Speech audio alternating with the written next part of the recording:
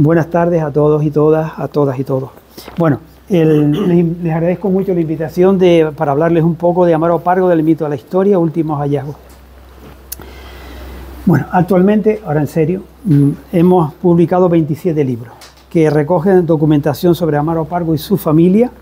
25 de ellos han visto la luz en la colección de ideas, mientras que otros dos, el Corsario de Dios y la Casa del Tesoro, con recochineo, los publicó el Archivo Histórico Provincial, Gobierno de Canarias, en su colección de monografías patrimoniales. Están agotados.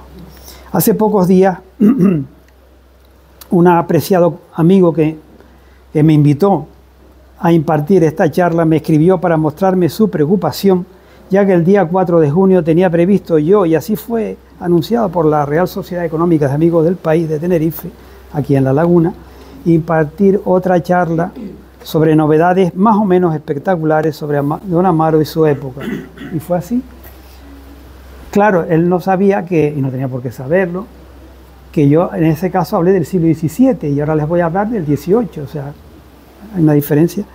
Yo les hablé ahí de Amaro niño, que es muy importante, y luego les diré por qué considero que es especialmente relevante. Bueno, luego se lo digo. Me sorprendió un poco que dudara de que sin repetir la misma charla, cosa que les prometo que no voy a hacer, porque voy a hablar del 18, pudiera ofrecer cuestiones más o menos singulares o asombrosas sobre nuestro corsario lagunero. Mi invitador no tenía por qué saber que, en efecto, Amaro Pargo es una continua caja de sorpresa y que nunca ha dejado de sorprendernos a Daniel García Pulido, a mí y al resto del equipo, que desde el 2015, al margen de puntuales aportaciones anteriores, llevamos publicando y tratando de seguir con vocación y rigor la huella documental, porque es eso, se llama así, Amaro Pargo, Documentos de una Vida, la huella documental que Amaro Rodríguez Felipe o Amaro Rodríguez Pargo, como le gustaba llamarse en sus primeros años de ajetreo atlántico, nos ha dejado en archivos de medio mundo. Así pues, estimado público, igual que hubo algunas sorpresas hace unos días, ahora también confío en que las haya, o cuando menos lo vamos a intentar. En estos momentos estamos preparando los volúmenes 25, que son los índices que lo está preparando Daniel, como experto en el tema, y el 31 de la serie, que, hombre, tiene un título simpático, pero ya lo verán pronto. Y mientras que otros 4, el 26, 28, 29 y 30, han sido entregados a la editorial y aguardan su turno de publicación. Según nuestro editor, porque la editorial no puede publicar solamente libros de Amaro Pargo. Tratamos, empero, de convencerlo, a ver si... Así pues, vamos a comentar brevemente algunos textos para tratar de construir un relato aproximado de la intensa vida de nuestro protagonista histórico. Tanto él como su hermano, José Rodríguez Felipe, figuran a la luz de estas fuentes inéditas en un enclave fundamental para el comercio y los vínculos con Canarias y sobre todo con América, Cádiz. En este sentido, te hice caso, en este sentido hablamos de varios documentos que se publicarán próximamente en apartados fundamentales de la serie, como asuntos de familia. Hay una serie de apartados fijos en cada volumen: asuntos de familia, constancia y labor, héroe y forajido, cofrade, la parte religiosa, etcétera. Esos son fijos, ¿no? Y luego la parte final, que es mentalidades y vida cotidiana, donde un poco va un totum revolutum, ¿no? Entonces, estos van a salir sobre todo en asuntos de familia y en constancia y labor, correspondientes a los años de 1714-15 y 1723 y 24. O sea, se abre y se cierra el ciclo de su marcha hacia América y su retorno a Europa, concretamente a la península. A Canarias volvió, yo calculo, hacia septiembre-octubre del año 24. Creemos que poseen un especial interés porque contribuyen a arrojar nueva luz sobre una etapa crucial en la vida de nuestros protagonistas, ya que enmarcan su época de más intensa vinculación y actividad en relación con la península ibérica y especialmente con América. Se trata de la etapa de la Compañía de Honduras del Marqués de Montesacro, sobre la que se está haciendo además una tesis doctoral de Brian. Una compañía que tanto influyó en el desarrollo vital y en la consolidación del patrimonio personal de Amaro Rodríguez, Felipe de Amaro Pargo y de los suyos. A esta documentación procedente de diferentes archivos a las que se sumará el fruto de próximas indagaciones, se unen también nuevos materiales procedentes del Archivo Nacional de Cuba, que es dificilísimo trabajar ahí. Interesante no solamente para 1721, en vísperas o casi del regreso de nuestro protagonista a Europa, sino también algunos textos que vienen a ratificar su estancia en La Habana muy a principios de 1707, lo que contribuye a confirmar la más que improbable posibilidad de que nuestro hombre participara en la defensa de Santa Cruz de Tenerife del ataque de Jennings, tal como destacamos en el volumen 22 de esta serie, que justamente dedicamos a ese tema. Tesitura aquella en la que es muy posible que le hubiese gustado participar, pero los hechos históricos son lo que son y no podemos cambiarlo. Otro aspecto que nos gustaría mencionar es el relativo al protagonismo de las mujeres en la colección a la que nos venimos refiriendo. Así lo estudiamos de manera singular en los volúmenes 10, 11, 12 y 14 de la serie, junto a otros que contienen referencias más puntuales. Libros como Guerreras, Señoras del Dinero, Mujeres del Pueblo y otras como la Sierva de Dios, o también que es el tomo 14, o el mismo Hijo Cubano, que es el tomo 4, pueden contribuir a configurar, en nuestra opinión, un análisis rico y complejo del 700 en Canarias y su relación con el Nuevo Mundo.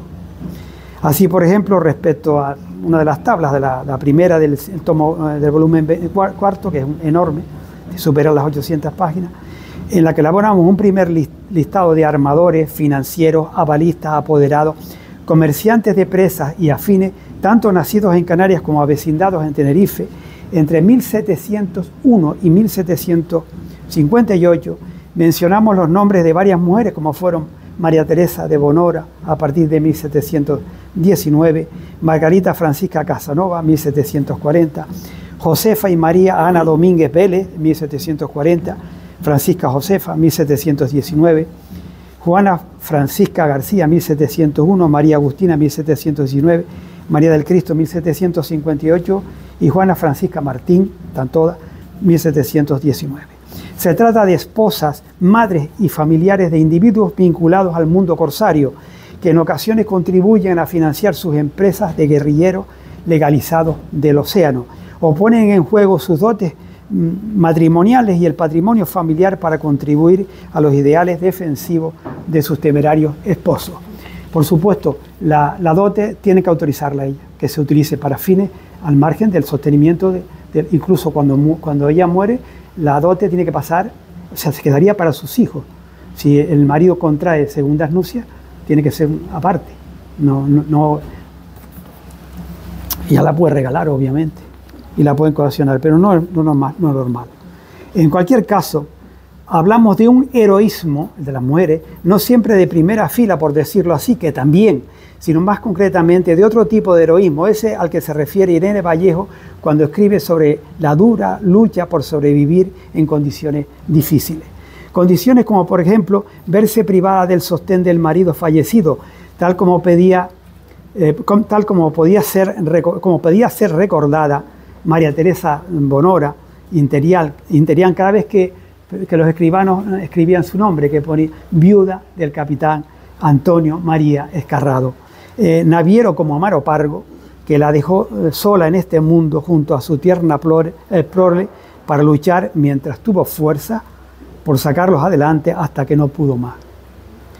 En el Hijo Cubano, además, el corsario Tomás Vila y su financiador Juan Berenzoner acordaron, según una escritura del 3 de enero de 1720, relevar a María Teresa de Bonora de responsabilidad en la dotación de una fianza de corso, porque si querías dedicarte legalmente a actividades corsarias tenías que gozar de una fianza que te rubricara a alguien, pues ella se las otorgó y le dijeron: mira, te relevamos porque para ti es un estrés especial y de todas maneras, por cada captura que hagamos te vamos a dar 50 pesos.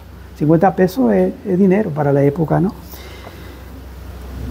Esta familia de origen genovés y gaditano, aunque muy enraizada en Santa Cruz de Tenerife, trató de salir adelante con su tienda de ropa y las propiedades acumuladas en momentos favorables. Su padre, don Bernardo de Bonora, y tras su muerte también su tía, acabarían haciéndose cargo de sus nietos y sobrinos, cuando ya la familia estaba en la ruina y casi no tenían para comer ni para vestirse. Amaro Pargo, cuando regresó de América con recursos abundantes, compró algunos bienes pertenecientes a esta familia y sus escasos supervivientes. Ahora sabemos además que para adquirir una de las antiguas viviendas de los Escarrado Bonora, que es donde estaba la aduana de Santa Cruz, muy cerca del actual Cabildo, que se incendió y entonces la compró, bueno, pues condonó una deuda, y por eso disputaron, ¿no?, hasta que la consiguió, una deuda de más de 3.000 reales de plata en favor de los hijos que habían sobrevivido al matrimonio. O sea, bueno, les perdono los 3.000 y pico reales estos porque sé que los necesitan para la alimentación de los niños. O sea que Amaro era un hombre de un corazón muy generoso, ¿no? Otro conjunto de fuentes inéditas nos permite estudiar, por otra parte, que antes de regresar a Europa y de retornar definitivamente a Canarias, Amaro Rodríguez Felipe compró el 22 de diciembre de 1721 en La Habana un paquebot, un barco, Nuestra Señora de los Remedios y las Ánimas, a Sebastián Curbelo, que era vecino de Caracas y residía a la sazón en la capital cubana, con la idea de enviar el barco a Portobelo, o sea, esto está en Panamá actual, para hacer negocios y para cobrar una deuda, según un instrumento del 22 de diciembre de 1721 del Archivo Nacional de Cuba. El vendedor del barco seguía instrucciones de su propietario, Francisco Testillano, que era vecino de Veracruz. El 23 de diciembre, toda esta red estaba intensamente relacionada, muy relacionada. El 23 de diciembre de 1721, es decir, al día siguiente, Amaro Pargo, que se encontraba a punto de viajar a La Guaira, extendió en efecto un poder a favor de Gabriel de Echavarría y otros para que con el barco antes citado se trasladaran en viaje comercial a Portobelo, pues entre otras razones, para cobrar de Miguel Ángel Goyanaga una deuda que había contraído con el propio Amaro en Veracruz y que ascendía a casi 2.000 pesos. Es una cifra también importante para la época. La deuda no fue cobrada, ya que el 10 de febrero de 1724 y desde Cádiz, según otro instrumento firmado por Amaro Pargo, custodiado en Cádiz, nuestro corsario apoderó a Bartolomé de la Rosa y a otros para que volvieran a intentar recuperar esa cantidad. Pero al margen de este tema, que indudablemente tiene su importancia, ya que demuestra que los vínculos que en todo tiempo mantuvo nuestro protagonista por razones comerciales y de otra índole con ambas orillas del Atlántico, hay una cuestión sobre la que quizás deberíamos reflexionar. ¿Cuántos barcos adquirió Amaro Pargo durante su estancia en América? Y lo que es más importante, ¿estaba nuestro corsario, una hipótesis, estaba nuestro corsario al mando directo de la potencia del Santo Cristo de San Román, el navío que se construyó a sus órdenes en Campeche entre 1719 y 1720, cuando se produjo el ataque al barco holandés en 1722? Probablemente sí, pero si tenía otro barco, pues no podía estar en 3 barcos al mismo tiempo. Y en América andaba siempre con flotillas, con pequeñas flotillas, casi siempre. Lo más probable es que fuera así, pero no existe hasta la fecha una prueba definitiva de su protagonismo en este asalto que lógicamente ha suscitado nuestro interés. Sabemos con certeza que no lo estaba su hermano José, simplemente porque en ese momento se encontraba en Tenerife. Naturalmente, su condición corsaria y sus actuaciones en este sentido no ofrecen la menor duda, sobre todo después de la publicación del volumen 27 de la serie, que parecía como si sus aventuras corsarias se limitaran prácticamente a la captura del navichuelo San José, no muy lejos de Cádiz, en 1712, en un ataque, digamos, que ha pasado un poco, se ha llevado a la leyenda, pero que era un navichuelo, un barquito muy pequeño, no era ninguna cosa del otro mundo, ¿no? Pero bueno, era una captura que realizó. Y además hemos comprobado que era legítima, aunque se le acusó de ser ilegítima porque había cambiado la bandera eso era un ardid reconocido por la ley como válido, porque era una actuación de guerra, y él con su patente tenía derecho de guerra. No, a ver, la patente era una patente normalita, no era la que luego veremos que está dada directamente por el rey. Entonces esa patente ya es lo máximo, ¿no? Por encima de eso no hay nada. Entonces, en definitiva, pues aparte de eso, pues también está la probable incidente, por supuesto, de 1722 con el barco holandés. Pero bueno, su amistad con el otro corsario importante, Juan del Hoyo Solórzano, que estudiamos parcialmente en el volumen 15 de la colección, y con otros aguerridos marineros de armas tomar, la verdad es que siempre nos había llamado la atención, pues tales hechos, con ser importantes, apenas nos permitían adivinar la extraordinaria importancia de sus actividades ofensivas y defensivas en el Caribe, que sí que fueron muy importantes. Ahora, afortunadamente, la figura de Amaro Rodríguez Felipe, el corsario Amaro Pargo, ha adquirido una nueva dimensión más justa y formidable. Los materiales recogidos en ese volumen que les dije, el 27, aportan valiosa información sobre la dimensión corsaria de Amaro Rodríguez Felipe, especialmente en el ámbito del Caribe.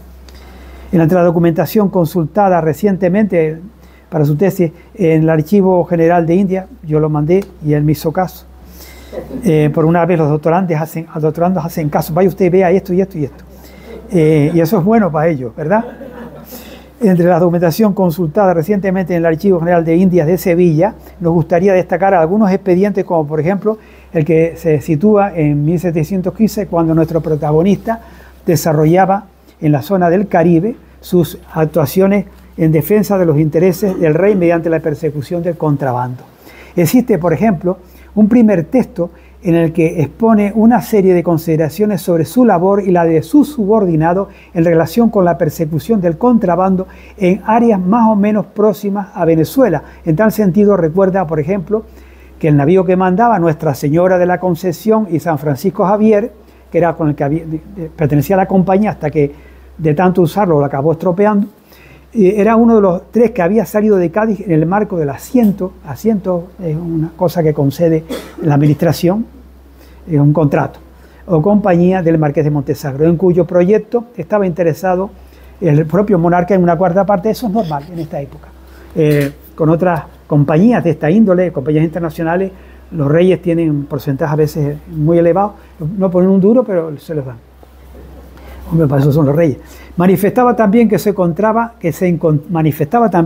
aquí en este expediente, que se encontraba con patente expedida por su majestad y con una real cédula que le permitía apresar a cualquier embarcación, por más amigas que fueran, en el caso de que carecieran de la documentación precisa.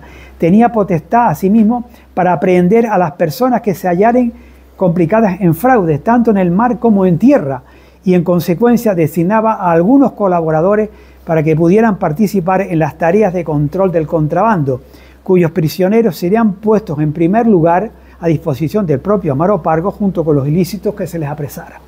Pero en cualquier caso, los investigados,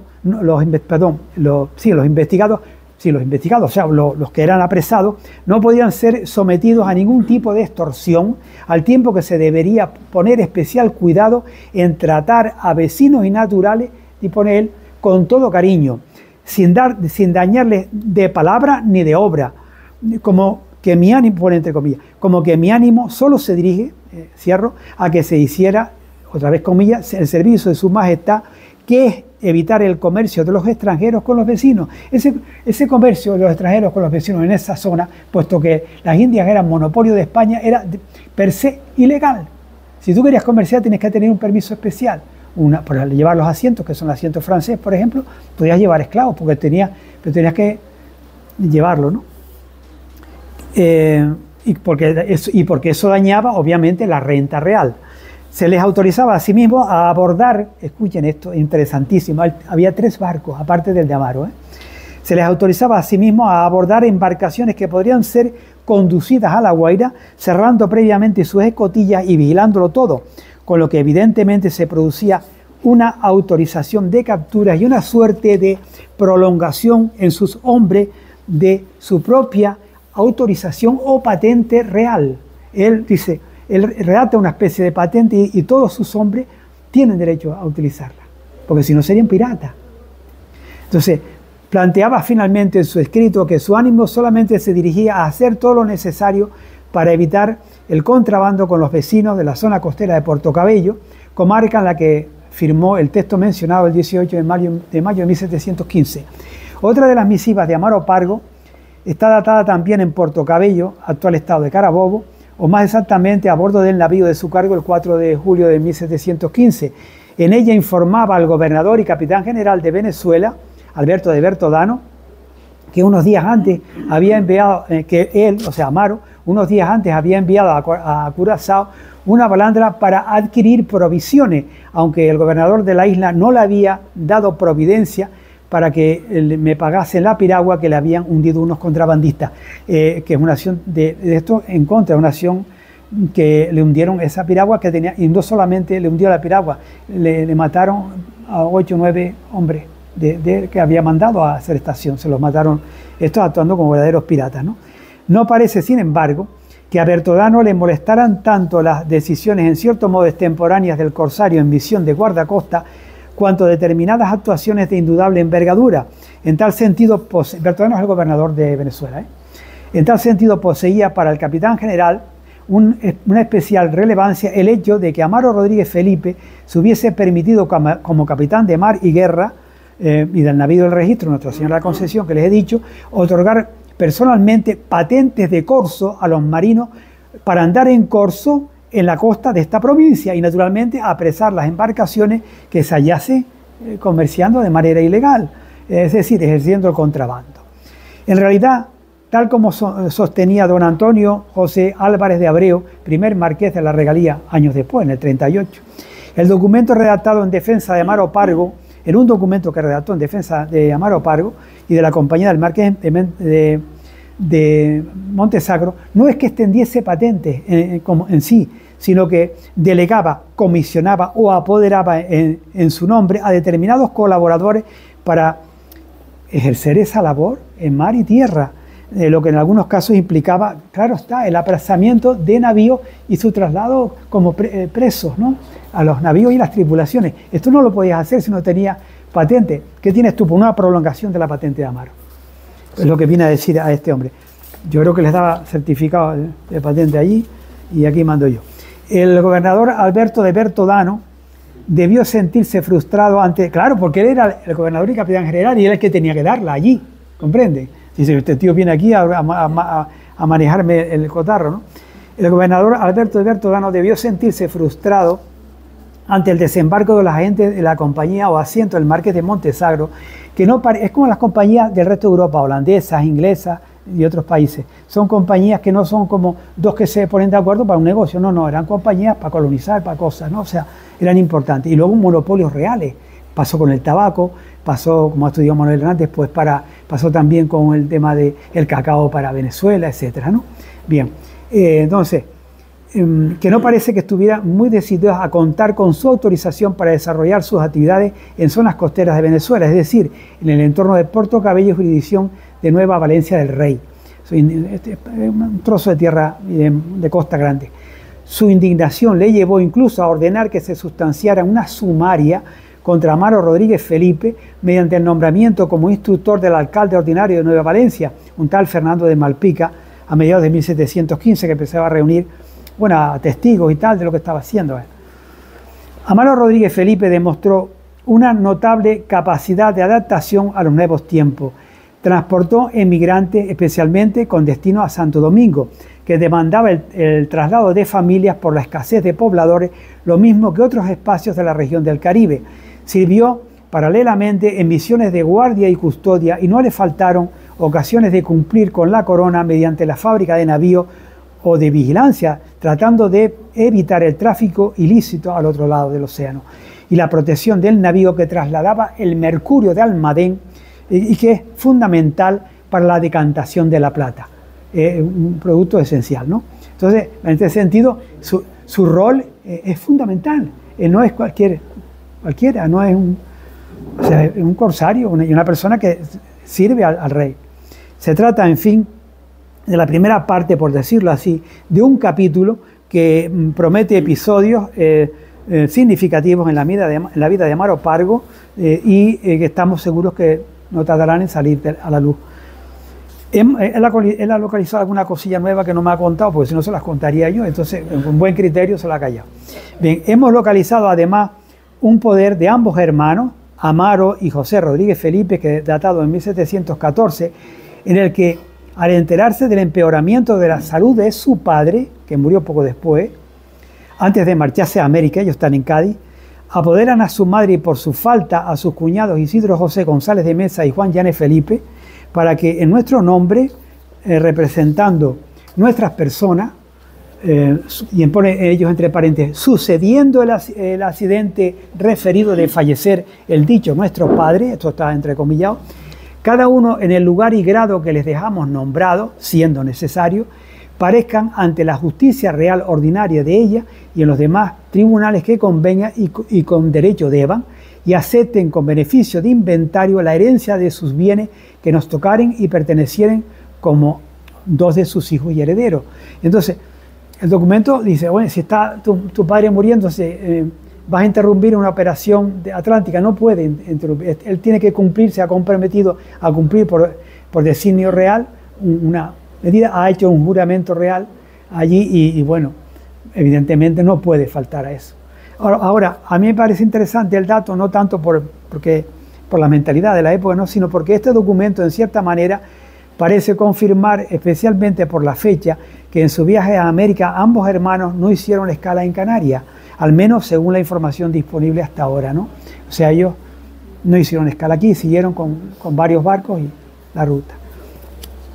Existen otros instrumentos de interés sobre los que en principio no vamos a detenernos, como por ejemplo el riesgo que Amaro Pargo le financió a don José Antonio de Briones para viajar desde la península a Canarias, también en 1714. ¿Por qué? Porque toda esa documentación demuestra que en el tiempo que los hermanos estuvieron viviendo en Cádiz se dedicaron así con su negocio. Ellos seguían con riesgos, seguían con temas comerciales, etc., ¿no? No faltan tampoco en esta nueva colección documental sobre Amaro Rodríguez Felipe el traslado a América, aparte del traslado a América del propio barco, y el traslado a América en ese barco de mercancías de diferentes comerciantes, cuyo flete no cobrarían inmediatamente, sino en el año 10 años después, que era bastante común, en 1724, que es relativamente común en esta época, eso de pagar como hoy que procuramos pagar puntualmente porque si no hay un plazo y tal. Olviden, en esta época no funcionaba así. Llevaban 10 años o más. Es decir, una década más tarde, cosa más o menos frecuente en esta época, ¿no? Por otro lado, aunque no sigamos un estricto orden cronológico, no debemos omitir diversos hallazgos realizados por nuestra colega, la profesora Dolores Guerra, en el Archivo Nacional de Cuba, como por ejemplo varios riesgos son préstamos marítimos, gestionados por Amaro Rodríguez Felipe en Cuba a principios de 1706, y otro préstamo marítimo tramitado en La Habana el 15 de enero de 1707, también por el propio Amaro Pargo, lo que contribuye a reforzar nuestra tesis sobre la ausencia de nuestra protagonista de Tenerife cuando se produjo el ataque de Jenin en noviembre del año 6, ¿no? Tal como sostuvimos con amplitud de información y con mucha documentación del propio Archivo Nacional de Cuba en el volumen 22 de la serie, ¿no? Que sea el año en que Amaro Pargo se perdió el ataque de Jenin en Santa Cruz de Tenerife. Un título un poquito largo pero gracioso. Amaro Rodríguez Felipe, Amaro Pargo, estableció importantes vínculos en fechas como por ejemplo las comprendidas entre 1719 y 1723 con personalidades americanas y peninsulares próximas a la corona, que incluían al gobernador de Campeche, a José del Campillo, comisario real de Marina, a los virreyes de México y Nueva Granada, o en el fin al marqués de Grimaldo al llegar a la península, tal como puede leerse y comprobarse documentalmente en volúmenes de la serie como el ya que citado cuarto, ya mencionado, en el que nuestro hombre le manifiesta a Grimaldo en carta que era como el valido del rey, ¿no? En carta del 24 de junio de 1721, que había dado cuenta a su majestad de la construcción de la potencia o las potencias del Santo Cristo de San Román en las atarzanas de Campeche, justamente por encargo de la corona. Un magnífico bajel que, tal como hemos señalado, al regresar de Europa hizo su entrega oficial a la Real Armada como estaba previsto, aparte, claro está, de los numerosos servicios que prestó a la corona en estos y otros momentos difíciles que resultan imposibles de armonizar con una vulgar conducta más o menos delictiva. Cambiamos de tema, porque ya vamos enfilados para terminar. Sabemos que Amaro Pargo tuvo hijos en Tenerife, un varón, Juanico Pargo, Juan Rodríguez Felipe, y probablemente en Cuba, Manuel de la Trinidad Rodríguez Felipe, y en México, y también en México, en la zona de Campeche. Lo que pasa es que el de México no puedo dar datos hasta que salga, pero hay indicios fehacientes. Y hay también un documento que me llegó el otro día muy bonito, que es una cosa curiosa, porque él tiene, me llegó de Cuba, tiene, a ver, una señora que lo cuida, allí mientras está 2 años haciendo el barco, ¿no? La potencia del Santo Cristo de San Román. Está haciendo, una señora que lo cuida y entonces él libera a 2 esclavas con la condición, les da la libertad, pero con la condición de que durante el tiempo que ella quisiera que trabajaran, le prestaran servicio a esa persona que le cuidaba a él. Entonces, eso sí lo vamos a sacar, va a salir publicado. Ella, en cuanto recibe a las 2 muchachas para ayudarla, le dice que quedan en libertad, porque claro, tenía potestad, porque se las concede también, él tiene potestad para darles la libertad que yo ya les he dado, para reiterársela, y automáticamente que las recibe se las eso, ¿no? O sea, es un tema, el de México es un tema muy bonito que yo espero dedicar pronto, un tomito, bueno, pronto, relativamente pronto, porque pronto es imposible, no podemos más. Luego les explico algunas de las razones. A México. Y que probablemente lo quiero titular México lindo, porque es gracioso. Es bonito, ¿no? México lindo, es gracioso. Entonces, pero no sé, ya veremos. El título no es definitivo, es una idea que tengo. Sabemos que, bueno, eso, pues lo que sabemos.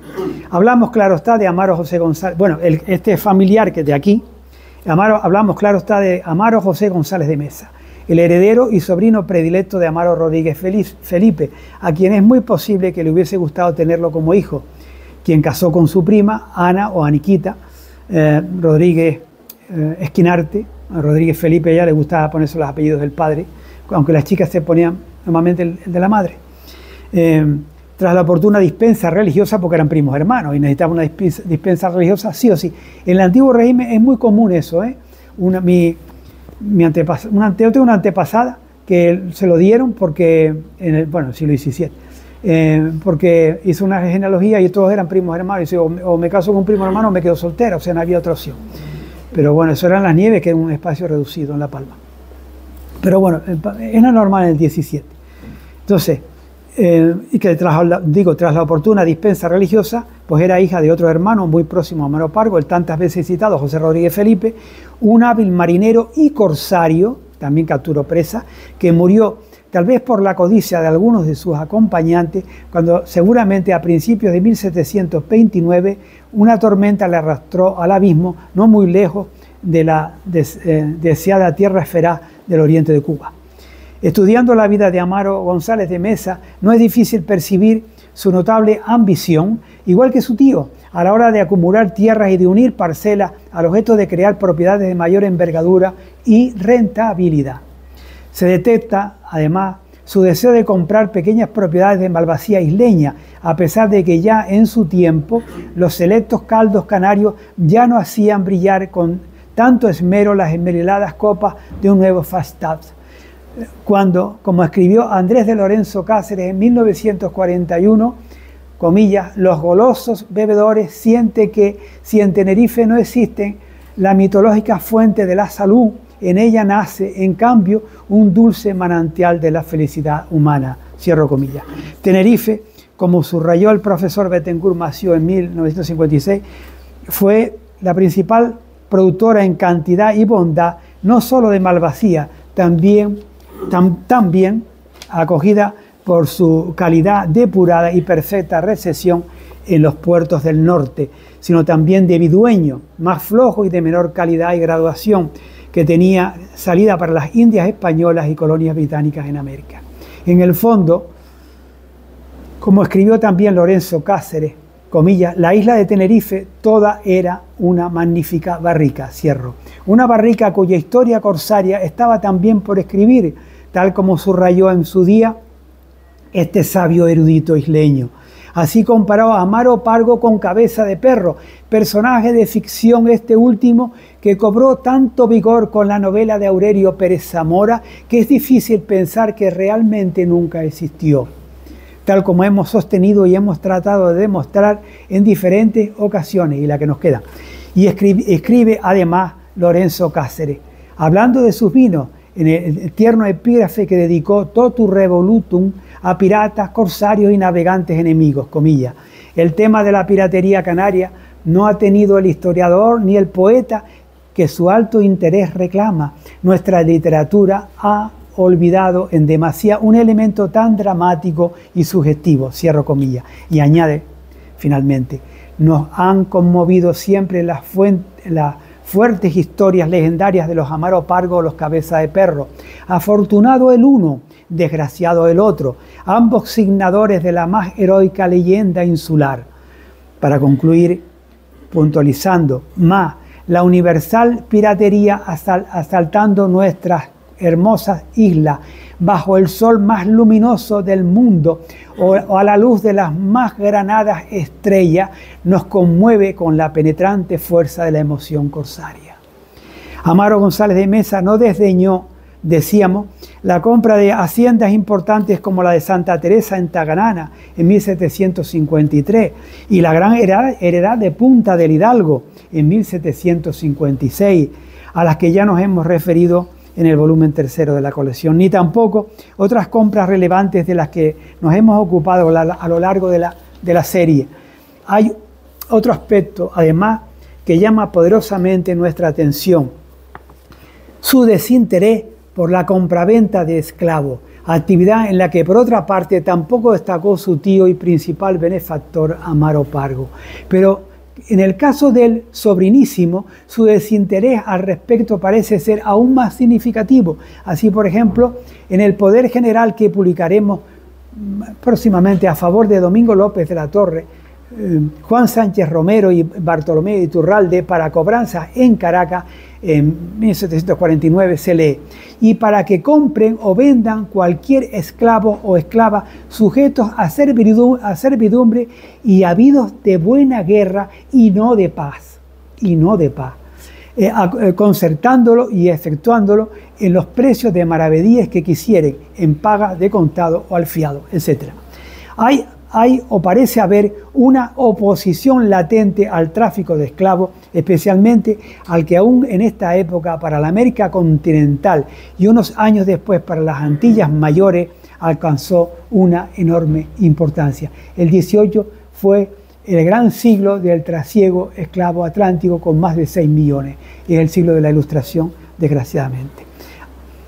No obstante, se debe tener presente que Amaro González de Mesa fue un destacado discípulo de la Universidad de Salamanca, cuyos ecos sobre la guerra justa y por tanto sobre la justificación de la esclavitud en determinadas circunstancias, solo en caso de guerra, antes que matarlo, esclavos, o en caso de infidelidad manifiesta, los musulmanes que cogían a los cristianos, esclavos, y viceversa. Entonces, debieron continuar resonando en sus oídos, en los de este hombre, aún muchos años después de abandonar las aulas salmantinas, de cuya universidad además fue rector, como es bien sabido y hemos subrayado en otras ocasiones. Es cierto, en cualquier caso, que en su casa lagunera y en general en sus negocios marítimos y locales, el tema de la esclavitud brilló por su ausencia. En el Padrón de la Laguna de 1776, que Daniel García Pulido publicó por entero en el volumen cuarto de la presente colección, no figura, tal como vimos, ningún esclavo entre los empleados y habitadores de la mansión de los González de Mesa.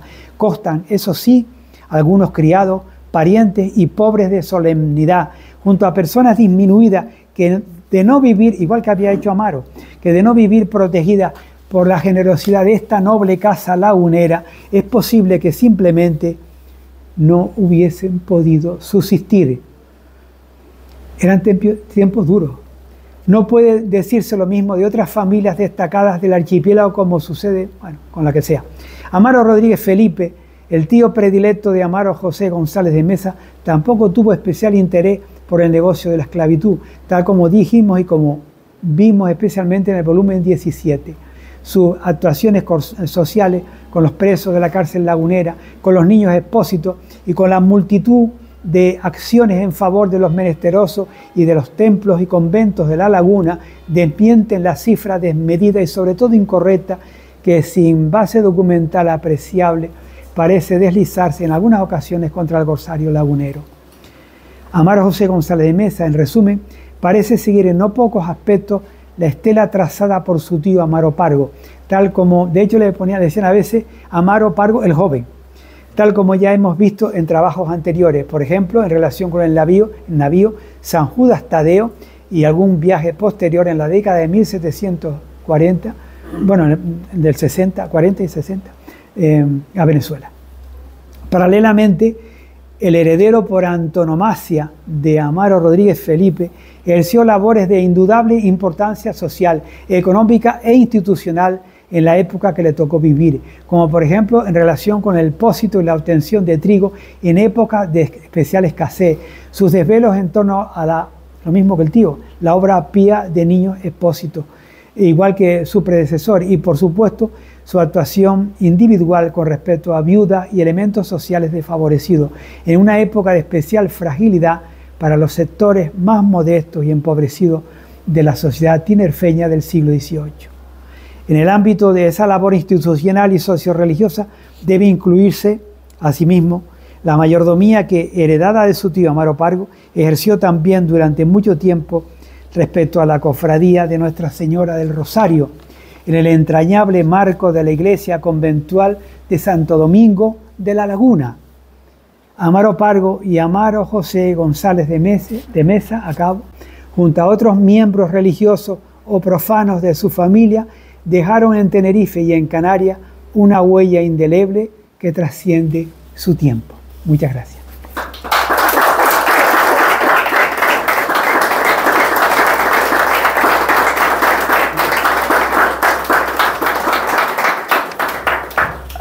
Tenemos tiempo para algunas preguntas antes de que nos llegue la farándula y también antes de despedir. Yo voy a hacerte una que no me quedó claro. Sí. En la parte de Venezuela, sí, cuando él está repartiendo sí, o compartiendo su patente, sí, ¿por qué lo hace? Es decir, ¿por qué se salta a la figura que tenía? Porque tenía orden de hacerlo del rey. Era orden directa, del rey. él tenía orden y tenía la rea de hacerlo. Entonces, esto se oye. Sí, no, es que no lo estaba dando, y decía yo. Aquí, ya está activado, yo activo. Vale. Entonces, el rey le autoriza directamente la compañía del marqués de Montesagro, en el que el propio rey tiene parte de los beneficios, como era habitual en esta época, estaba absolutamente autorizada para hacer todo lo que fuera, y lo pone él en el escrito, que es como una especie de patente, diciendo: yo estoy autorizado de rey y cuento además con las reales órdenes necesarias para hacer esta labor, no tengo que dar cuenta a nadie, solo al rey. Y claro, y la compañía iba igual, y por supuesto el marqués de la Regalía también lo defiende en ese sentido, porque iba en el mismo barco, iba al alcaide, él iba de capitán del barco y el otro del alcaide. ¿Por qué eligen a don Amaro que lleve el barco? Por la experiencia que tenía, porque tenía yo creo que tenía contacto aquí importante, el hermano que era veedor de la gente de guerra, aunque era muy gruñón, pero era veedor de la gente de guerra, y bueno, tenía su importancia. Quiero decir, hay una serie de razones, pero es por eso. Tenía orden del rey y no tenía que dar cuenta a nadie. Y dice: mire, pues que me enseñe las reales órdenes. Le dice: usted me enseña, ya veremos, la enseño cuando yo quiera. Una segunda cuestión, antes de pasar al resto. ¿Hay algún momento de la vida de Amaro Pargo en la que encaje en el arquetipo del corsario, del pirata de película? Es decir, donde él agarra una espada, se enfrenta... Claro, claro, en toda la etapa esta que hemos dicho del Caribe, fijo. Sí, sí, fijo. Y yo creo que también en el asalto al barco este, en los dos barcos, tanto el holandés como el chiquitito. Sí, sí, por supuesto, eso sin duda alguna, ¿no? Y hay misterio. Pero que el misterio es que yo encontré un capitán, de un toque de misterio, tuve un curso de misterio. Yo encontré, como lo tengo medio publicado, pues no hay problema. Yo tengo, hay una declaración, Alejandro Frey es el primer masón de la historia de Canarias. Alejandro Frey Lynch. Y lo procesa la Inquisición porque había hecho masón en Boston. Y cuando vino para acá, lo están esperando en el puerto, el comisario se queda preso. Y lo llevaron preso a Gran Canaria, al Tribunal de la Inquisición. Y entonces, cuando declara, Frey dice, yo lo único que le da una lista de nombres. Algunos son masones y dice, esto yo creo que no es, pero este y este y este lo son. Y entonces dice, Juan Plunke, que es el capitán de un barco, lo es seguro, porque ha estado conmigo en Boston. El barco ese era de Dujardín y de Amaro Pargo. Entonces dice, hombre, ¿y qué pinta aquí este hombre? Eso asocia, no, porque él cuando pide cuenta a alguien que le sirva de garante, él no dice, Amaro Pargo me puede firmar, dice otros nombres, pero no cita a Amaro, pero sí que era dueño del barco. Dice, bueno, pero a él no lo interrogaron nunca por eso, porque sabía que era una persona que, pues si Roma lo prohíbe, pues lo prohíbe. Lo que pasa es que fue muy rápido, o sea, la Eminente Apostolatus Specula es de 28 de abril de 1738 y este proceso es de la primavera, se inicia en la primavera del 39, o sea, si cuentan el pase regio y todo, no da tiempo, porque la bula no podía ser publicada aquí sin el permiso real, sin que él dijera, de acuerdo. Pues es una cosa de misterio. ¿Alguna pregunta? Aprovechen que nos vamos. Amaro Pargo tuvo algún enfrentamiento con otros buques por identidad que tenía él, se hubo alguna batalla, o todos fueron apresamientos de mercantes. No, él enfrentó con barcos de guerra. Vamos a ver, los barcos, todos los barcos de corso son barcos comerciales, corso. Él es capitán de mar y guerra, y tiene como capitán de mar, tiene derecho a utilizar la actividad pues corsaria, ¿no? y comercial, las dos actividades. Entonces, él no es un soldado, ¿no? En el sentido, vamos a ver, es un soldado en cuanto que está autorizado por el rey, pero es un paisano, un miliciano más bien, una más milicia.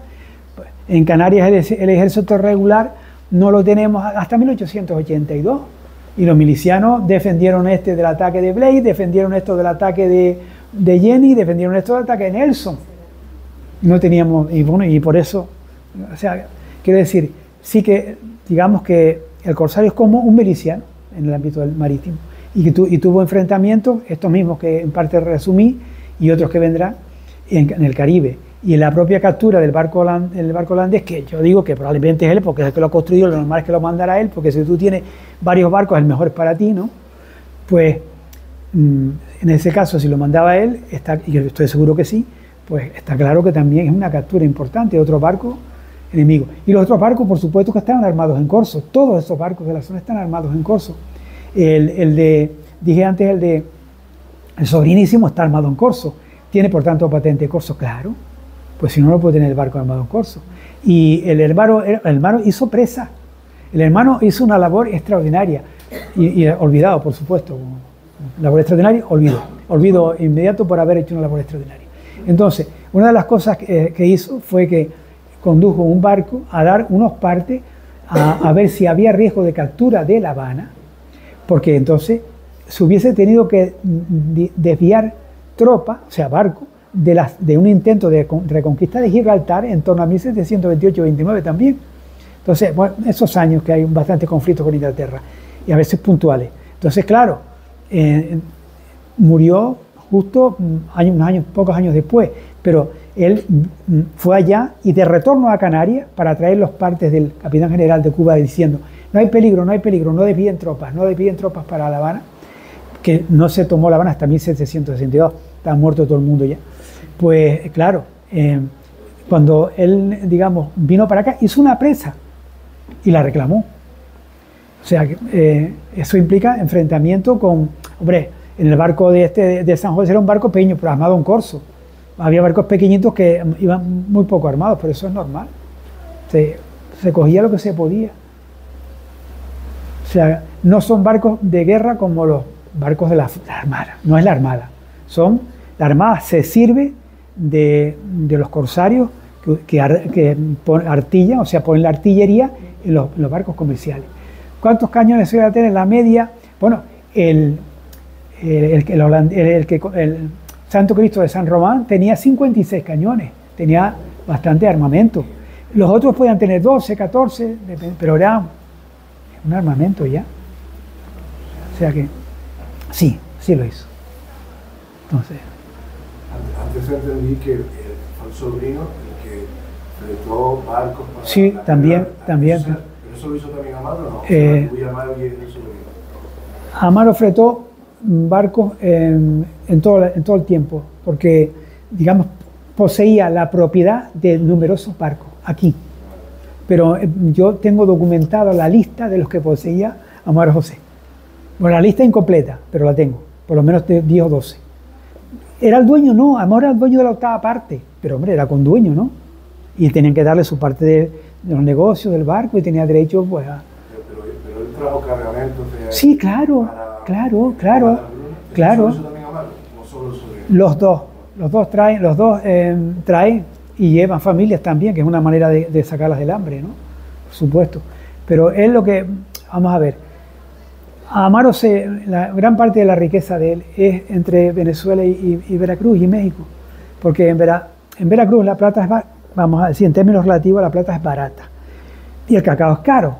Y cuando llega a Venezuela, el cacao es muy barato y la plata es muy cara. Entonces compras mucho cacao y lo llevas a vender a Veracruz, y eso de intercambio es un negocio redondo. A él no le hace falta.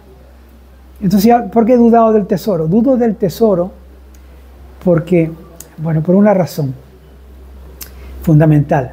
Porque realmente yo lo veo en los años 30, incluso 40, que tiene todo invertido en propiedades. Porque él no quería dejar un vínculo para cada uno de sus, o sea, solo para Amaro José González Mesa, sino para todos, uno para cada uno. Entonces, claro, eso era dejar lo que le permitía vivir a esa persona de por vida y legarlo a sus herederos. Esos vínculos eran un patrimonio de por vida. Entonces, claro. ¿Los vínculos te refieres a propiedades? Sí, vínculos de las propiedades. Mayorazgo, vale, mayorazgo nos entendemos mejor. Los vínculos, igual que en la legislación del mayorazgo de España, que le dicen mayorazgo de España. Pues es lo mismo, mayorazgo de España. Ellos lo hacen así. Y claro, el hombre, ¿por qué lo sé? Porque hay algo que le obsesionaba a él, que era el tema de meter monjitas en los conventos, ¿no? Y entonces eso que murió le dijo, mira, méteme a mis dos hijas en el convento de San Nicolás Obispo, en la Rotava, ¿no? Y entonces resulta que les dice a las monjitas, para darles la dote de esas dos niñas que entran allí, dice, miren, yo les voy a hipotecar unas propiedades que tengo y luego cuando yo pueda las libero. Y las monjas aceptan, porque claro, que le hipoteca la propiedad, que yo también vale mucho, ¿no? Porque no tiene liquidez. La habría enterrado. No tiene lógica. No, yo creo que más bien lo convirtió en plata y lo puso en las iglesias. Que además es lógico, porque eso llevaba mucho. El año que vino definitivamente Amaro de América para acá fue el 24. 24. Y del 24 hasta que muere, él comerciaba aquí. No, él comerciaba, llegaba productos a Finlandia. Lo llevaba a Finlandia, pero no los llevaba él, lo llevaba a gente. Y hizo un viaje, muy probablemente, yo estoy convencido de que sí, a Nápoles. Porque dice, voy a conocer Nápoles. Y fue a Nápoles. Porque era español, Nápoles era español. Entonces dice, pues voy a Nápoles. Y entonces, sí, él fue a Nápoles, porque además lo encontré no hace mucho. De resto, todo lo de América, en la etapa yo creo que desde que fue de marinerillo a bordo, pues de finales del siglo XVII, demostrado 1701, demostrado ya, y con esto llega hasta el año 24. El año 24 ya no va para América, que yo sepa más.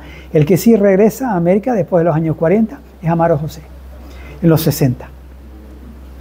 Pero va a buscar cacao, porque yo creo que se ve apurado y va a buscar, pues es muy rentable. O sea, Hola, Manuel. hola, ¿qué tal? Soy Montemillo Blanco. Tú fuiste alumno mío. Sí. Ferruglia, que para mí es un placer poder saludarlo. Gracias, mi Y niño. aparte, en un lugar tan especial, porque es la casa de mi bisabuela. Qué bueno, Entonces, en una habitación, toda esta casa era de mi familia. qué bueno. Mi padre, la habitación de mi padre era esta, y ahí estaba mi bisabuela. Pues fíjate que simpático. Entonces para mí es especial, ¿no? Y encima me dio clase. Sí, fuiste alumno mío. Sí, sí, y incluso aprobaste y todo. Mi pregunta es, en relación a Amaro Pargo, ¿tuvo contacto con los hospitales generales de aquí, de Canarias? Sí. ¿Y hubo algún contrato o pacto de defensa de las aguas territoriales? Porque Sí. siempre se ha dicho en la historiografía canaria Sí. que nunca interesó a los nobles. Eso, ni de coña. Por eso digo, la historiografía canaria dice que... Una historiografía canaria fue defensiva y no ofensiva. Eso sigue la tesis de don Antonio Romeo de Armas, un maestro de historiadores y una persona a quien yo quería muchísimo. A ver, y fue director de la Academia de la Historia. Entonces, a ver, la idea, yo creo que yo le decía a don Antonio, eso es porque usted cuando hizo los libros de ataques navales y tal de Canarias, era la época de que España, que la época de Franco estaba clausurada, ¿no? Y entonces quiso plantear España contra el mundo, y entonces puso solo defensivo, pero don Antonio no puso lo ofensivo. Entonces, claro, entonces se reía, iba a decirme, yo era muy chiquillo. Entonces se reía. Pero estoy de acuerdo, o sea, ni siquiera en Gran Canaria hay un proceso de defensa. Bueno, yo he afirmado por escrito, y está en la colección, que Santa Cruz de Tenerife y la isla de Tenerife en general es el primer foco de ofensiva corsaria de todo este lado del Atlántico.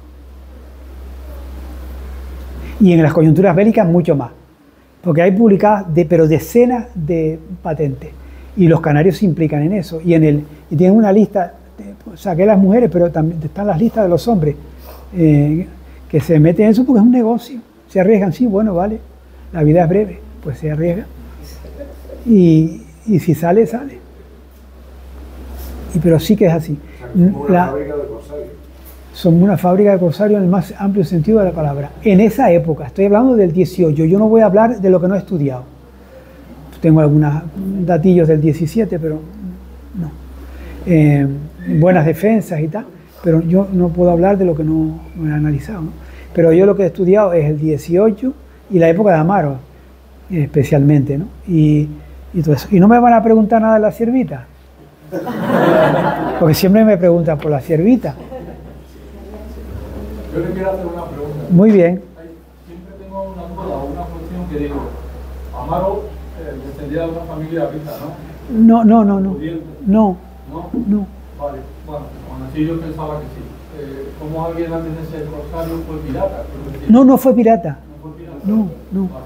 No, lo que pasa es que históricamente se le ha considerado pirata porque no se había estudiado suficientemente el tema. Pasa como lo que decía José Gregorio, ¿no? O sea, realmente es que no ha habido un estudio exhaustivo. Mire, vamos a ver. Nosotros hemos publicado toneladas de documentación y yo tengo un vicio, que eso lo digo para presumir, que es que yo copio a mano toda la documentación, incluso cuando la tengo escaneada, la copio a mano. ¿Por qué? Porque la modernizo. La academia permite las dos opciones, sacarla tal cual o modernizarla. Y a mí me gusta modernizarla para que llegue a mayor cantidad de lectores, porque poner a ver con H o ponerlo sin H, pues yo prefiero ponerlo con H, que queda más bonito, y con B, ¿no? A ver, porque dices, Dios mío, ¿y esto qué quiere ver? Entonces prefiero ponerlo moderno, ¿no? Y la academia lo permite perfectamente, la academia de la lengua lo permite, la academia por antonomasia, lo permite de las dos maneras. Entonces yo prefiero, entonces lo escribo todo a mano, yo tengo ya montañas y montañas de eso, ¿no? De manuscritos. Además es un ejercicio porque voy reflexionando sobre los textos. Nosotros tenemos, y bueno, después los compañeros, pues, 3/4 de lo mismo, y cada uno pues aporta. Entonces, y Daniel corrige, gracias a Dios, que yo se lo agradeceré toda la vida. Daniel corrige y escribe también, porque escribe las cosas mamotréticas, esa para mí, dice. Y luego corrige todo, que yo si me tengo que corregir me da algo, porque yo corregir pruebas no lo soporto. Bueno, es un rollo personal. Entonces, en definitiva, ¿y qué iba a decir? ¿Qué iba a comentar? Ah, lo de pirata. La familia, el origen familiar. Ellos tienen una tienda en La Laguna y viven en la zona del Tanque, que es la zona donde está San Cristóbal, el barrio de San Cristóbal, y tienen pequeñas propiedades allí. Y luego, el padre es labrador, pero ojo, un labrador que, por supuesto, es muy trabajador. Los labradores son también criadores, y lo que pasa es que no está bien decirlo porque ellos lo suelen ocultar, porque el criador es carnicero y no está muy bien visto en el antiguo régimen, ¿no? Entonces, son labradores y criadores y suministran alimento de calidad. El pueblo come pescado, papas, gofio y muy poca carne. Muy poca carne. La gente rica come carne. Y entonces se suministran a los labradores. Y claro, van obteniendo beneficios. Pero él viene de una familia que tiene una tienda en La Laguna, una tienda de venta de todo tipo de cosas, y paralelamente el padre es labrador y va haciéndose con pequeñas propiedades. Se entera que una propiedad no ha pagado los impuestos, el diezmo real, perdón, el diezmo eclesiástico, y automáticamente dice, pues, ¿cuánto tengo que pagar por esta huerta? Tanto, pues lo compro. Entonces, poquito a poco, y el mismo hijo dice, oye, pues acumulando puedo llegar a tener un mayorazgo, ¿no? O sea, ese tipo, en esa práctica, yo creo que Amaro lo que tiene es una gran madurez desde jovencito, una, y dos, una gran capacidad además de organización, y era un hombre muy inteligente. Y bueno, el que sí era señorito, hombre, claro, después ya Amaro José González de Mesa, ya la cosa lo mandan a estudiar la carrera a Salamanca, se hace incluso rector un par de años, y yo decía, el hombre viene, soy abogado real, o sea, ya es otra cosa, pero Amaro sabía escribir porque estudió seguramente en el convento dominico, y luego sabía moverse en el tema de los negocios, que hoy como ayer, y ayer más, bueno, depende de la empresa, pues tenían que dominar algunos idiomas. Y el dominico enseñaban inglés, enseñaban francés, enseñaban italiano, un rudimento para defenderse, ¿no? Entonces, pues eso es por ahí. Entonces no es pirata a corsario, es corsario todo el tiempo. Y lo que pasa es que la diferencia entre uno y otro es muy difícil. ¿Quién es, vamos a ver, quién es un corsario? Hombre, el que tiene la autorización del rey o del capitán general en nombre del rey. Pero evidentemente uno por su cuenta es un... Incluso a veces a los piratas en la documentación les llama corsarios alzados, o sea, no es legal, corsarios ilegales, eso. Entonces, bueno, sí. Entonces, recuérdanos qué relación tenía con la ciervita. No, lo de la ciervita es que resulta que para mí es muy importante esto por lo siguiente. Mire, ya que me lo traje preparado y todo, por si sale la pregunta de la ciervita tengo que sacarlo, ¿no? Bien, yo el primer todo en contra de lo que se ha dicho. El primer testimonio es de Quesada y Chávez, que fuimos a buscar a Roma, un discípulo mío de clásica y un servidor. Y me costó una pasta encontrar, por cada línea, son 73 líneas, me costó una pasta. Pero estoy contento y lo hubiese hecho de nuevo. Es bastante definitivo porque es el historiador de los Realejos, tiene un pique con Viera y es más próximo a los hechos históricos. Y la descripción que da es muy interesante, está publicada, pues no la hemos publicado, y pues la fui a buscar allá, a Roma. Y en ella dice, vamos a ver, tanto la monja como Amaro eran personas de bien que se dedicaban a atender a los menesterosos y se gastaban. Y Amaro sentado todos los días en su mesa a un montón de gente desvalida que si no moría de hambre. Ella era como la madre, como una madre que cuidaba, vamos, también de todo el mundo que iba a pedirle un consejo, pues lo atendía. Y en ese sentido, ella ya estaba, digamos, sobrepujada, valorizada por otras razones que les explico. ¿Qué valor tiene esto? Es el testimonio más próximo a los hechos históricos que se narran. Pero es que hay otro valor, que Quesada Chávez escribía verdaderos disparates. Y si él hubiese tenido ganas de decir un disparate sobre la monja, y además lo dice, no se corta. Porque él decía locura. Y en esto es muy sobrio. Le da un par de milagritos a Ciervita, ¿no? Con María de Jesús, Luego, la segunda razón.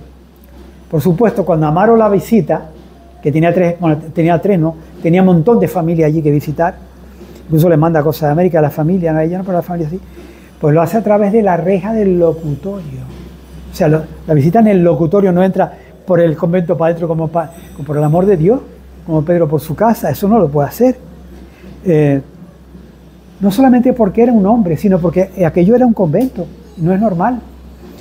Tercero, cualquier relación que se saliera de lo normal, que no se sale, pues bueno, cuando ella tenía 40, ella nació en el 43, 1743, él nació en 1778, pues era un niñito, ¿no? Pues cuando cualquier relación que se saliera de lo normal hubiese sido denunciada a la Inquisición, como tantas otras denuncias que hay. Y luego, a otra razón, cuarta, porque el testamento de Leonor Méndez, que eso sí, lo comenté en la otra charla, pues, que es del siglo XVII, Amaro tenía 11 añitos, y en ese momento ella le deja a la siervita, cuando muere, esa señora, sobre el año 90, 91, 690, 91, o sea, Amaro ya tenía un niño, pues le deja un busto de vestir de la Virgen de Candelaria. Y entonces le dice, durante toda su vida que la cuide por la festividad de San Blas, o sea, la Candelaria de febrero, que me la cuide la monja lega Sor María de Jesús. Entonces me dirán, oiga, es que puede haber otra. No, con el mismo nombre no. Eso es elemental. Con el mismo nombre no. Entonces, y aparte por una serie de datos y tal. El otro día, según me dijo alguien que estuvo en la otra charla, es posible incluso que ese busto era de vestir, era una imagen completa, fuera reconvertida en Virgen de la Luz, que también lleva su velita y su cosa, ¿no? Es posible que fuera reconvertida por razones de la que sea, pues en Virgen de la Luz. Pero en cualquier caso, yo creo que son razones de peso como para acabar con una leyenda que, como dije en su día, en el tomo que dediqué precisamente, el tomo 14, que está dedicado se llama La Sierva de Dios, hombre, no tiene ninguna lógica, ¿no? O sea, lo que han dicho y las boberías. Una cosa es que la literatura invente, pero eso es literatura. Yo soy historiador, tengo que ceñirme a lo que tengo que ceñirme, ¿no? Que es a la verosimilitud, al rigor del histórico. Era eso lo que quería decirle, la siervita. Muchísimas gracias a todos.